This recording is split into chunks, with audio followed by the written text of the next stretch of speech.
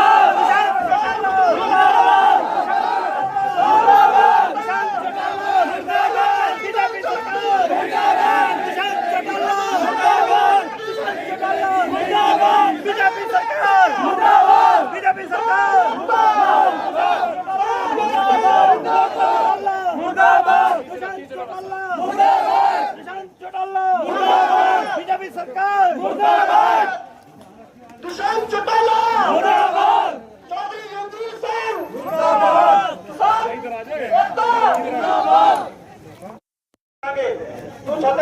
सत्ता ਦੇ ਨਸ਼ੇ ਦੇ ਵਿੱਚ ਡੀਸੀ ਦੇ ਅੰਦਰ ਕਮਰੇ ਦੇ ਅੰਦਰ ਤੱਕ ਅਸੀਂ ਆਵਾਂਗੇ, ਉੱਥੇ ਤੈਨੂੰ ਕਾਲੇ ਝੰਡੇ ਦਿਖਾਵਾਂਗੇ। ਤੁਸੀਂ ਲੋਕਾਂ ਨੇ ਸਾਨੂੰ ਲੜਾਉਣ ਦਾ ਕੰਮ ਕਰ ਰਹੇ ਹੋ, ਕਿਸਾਨੀ ਅੰਦੋਲਨ ਨੂੰ ਫੇਲ ਕਰਨ ਦਾ ਕੰਮ ਕਰ ਰਹੇ ਹੋ। ਤੁਹਾਨੂੰ ਪੂਰਾ ਪਤਾ ਹੈ ਕਿ ਸੰਯੁਕਤ ਕਿਸਾਨ ਮੋਰਚੇ ਦਾ ਐਲਾਨ ਹੈ ਕਿ ਕਿਤੇ ਵੀ ਸਰਕਾਰੀ ਦਫ਼ਤਰ ਤੁਹਾਨੂੰ ਨਹੀਂ ਜਾਣ ਦਿੱਤਾ ਜਾਊਗਾ। ਫਿਰ ਵੀ ਤੁਸੀਂ ਸੰਸਦ ਦੇ ਵਿੱਚ ਆ ਕੇ ਤੁਹਾਡਾ ਆਪਣਾ ਜ਼ਿਲ੍ਹਾ ਹੈ, ਇਸ ਜ਼ਿਲ੍ਹੇ ਨੂੰ ਇਸ ਜ਼ਿਲ੍ਹੇ ਦੇ ਕਿਸਾਨ ਤੇ ਜਿਹੜੇ ਪ੍ਰਸ਼ਾਸਨ ਨੂੰ ਲੜਾਉਣ ਦਾ ਕੰਮ ਕਰ ਰਹੇ ਹੋ, ਤੁਹਾਡੇ ਵਾਸਤੇ ਅੱਛੀ ਗੱਲ ਨਹੀਂ ਹੈ। ਤੁਸੀਂ ਆਪਣੇ ਸੱਤਾ ਦੇ ਨਸ਼ੇ ਦੇ ਵਿੱਚ ਪੈਸੇ ਦੇ ਲਾਲਚ ਦੇ ਵਿੱਚ ਚੂਰ ਹੋ ਕੇ ਇਹਨਾਂ ਕਿਸਾਨਾਂ ਤੇ ਇਹ ਪੁਲਿਸ ਪ੍ਰਸ਼ਾਸਨ ਨੂੰ ਆਮਣੇ ਸਾਹਮਣੇ ਕਰਨਾ ਚਾਹੁੰਦੇ। ਅਸੀਂ ਲੜਦੇ ਨਹੀਂ, ਤੁਹਾਡੀਆਂ ਗੱਲਾਂ ਚੋਣ ਵਾਲੇ ਨਹੀਂ। ਅਸੀਂ ਲਾਠੀਆਂ ਖਾ ਲਾਂਗੇ, ਅਸੀਂ ਪਾਣੀ ਦੀਆਂ ਬਸ਼ਾਰਾਂ ਸਹਿ ਲਾਂਗੇ। ਅਸੀਂ ਗਰਮੀ 'ਚ ਖੜੇ ਹਾਂ, ਗਰਮੀ 'ਚ ਭਾਵੇਂ ਸਾਰਾ ਦਿਨ 2 ਦਿਨ ਖੜਾਈ ਰੱਖੀ, ਲੇਕਿਨ ਇਹ ਯਾਦ ਰੱਖੀ ਇਹ ਪਿੰਡਾਂ ਦੀਆਂ ਵੋਟਾਂ ਨਾ ਬਣਿਆ ਤੋਂ ਸ਼ਹਿਰੀ ਵੋਟਾਂ ਨੇ ਫਿਰ ਵੀ ਤੁਹਾਨੂੰ ਵੋਟ ਨਹੀਂ ਪਾਉਣੀ। ਸ਼ਹਿਰੀ ਵੋਟਰ ਚੰਗੇ ਸੀ, ਸਾਡੇ ਨੂੰ ਸਿਆਣੇ ਸੀ। ਅਸੀਂ ਤੁਹਾਡੇ ਤੇ ਵਿਸ਼ਵਾਸ ਕਰ ਲਿਆ, ਪਿੰਡਾਂ ਵਾਲਿਆਂ ਨੇ ਵੀ ਇਹ ਸਾਡੇ ਤਾਊ ਦੇਵੀਲਾਲ ਦੇ ਵਾਰਸ ਨੇ, ਇਹ ਕਿਸਾਨੀ ਦੀ ਮਜ਼ਦੂਰੀ ਦੀ ਗੱਲ ਕਰਨਗੇ। ਲੇਕਿਨ ਇਹ ਵੋਟਾਂ ਲੈ ਕੇ ਤੁਸੀਂ ਲੋਕਾਂ ਨੇ ਸੱਤਾ ਦੇ ਲਾਲਚ ਦੇ ਵਿੱਚ ਇੰਨਾ ਜ਼ਿਆਦਾ ਚੂਰ ਹੋ ਗਏ ਹੋ, ਤੁਸੀਂ ਕਿਸਾਨ ਨੂੰ ਕੀੜਾ ਮਕੌੜਾ ਸਮਝਣ ਲੱਗੇ ਹੋ। ਇਹ ਤੁਹਾਡੀਆਂ ਜੜ੍ਹਾਂ ਖਾੜ ਦੇਣਗੇ, ਤੁਹਾਡੇ ਆਉਣ ਵਾਲੀਆਂ ਨਸਲਾਂ ਤੱਕ ਸੋਚਣਗੀਆਂ ਵੀ ਕਿਸਾਨਾਂ ਨਾਲ ਪੰਗਾ ਲਿਆ ਤੁਸੀਂ। ਸਾਥੀਓ, ਇਹ ਦੁਸ਼ਯੰਤ ਚੌਟਾਲਾ ਆਪਣੇ ਸੱਤਾ ਦੇ ਨਸ਼ੇ ਚੂਰ, ਇਹਦੇ ਵਿੱਚ ਜਿਹੜੇ ਇਹਦੇ ਕਾਰਕੁਨ ਨੇ, ਇਹਦੀ ਚਮਚਾਗਿਰੀ ਮਾਰਨ ਵਾਲੇ ਲੋਕ, ਇਹਦੇ ਤਲਵੇ ਚੱਟਣ ਵਾਲੇ ਲੋਕ, ਇਹਦੇ ਨਾਲ ਜਾ ਕੇ ਸਾਡੇ ਕਿਸਾਨ ਅੰਦੋਲਨ ਨੂੰ ਫੇਲ ਕਰਨ ਵਾਲੇ ਲੋਕ, ਇਹ ਵੀ ਸੁਣ ਲੈਣ। ਇਹ ਅੰਦੋਲਨ ਬਹੁਤ ਪਵਿੱਤਰ ਹੈ, ਪਵਿੱਤਰ ਸੀ ਤੇ ਪਵਿੱਤਰ ਰਹੂਗਾ। ਤੁਹਾਡੇ ਵਰਗੇ ਨਕਲੀ ਲੋਕਾਂ ਦੇ ਨਾਲ ਅੰਦੋਲਨ ਫੇਲ ਨਹੀਂ ਹੁੰਦਾ। ਸਾਨੂੰ ਜਿੰਨਾ ਮਰਜ਼ੀ ਤੁਸੀਂ ਉਕਸਾ ਲਓ, ਅਸੀਂ ਲੜਦੇ ਨਹੀਂ ਕਿਸੇ ਨਾਲ, ਅਸੀਂ ਵਿਰੋਧ ਕਰਨਾ ਹੈ, ਵਿਰੋਧ ਕਰਕੇ ਜਾਵਾਂਗੇ।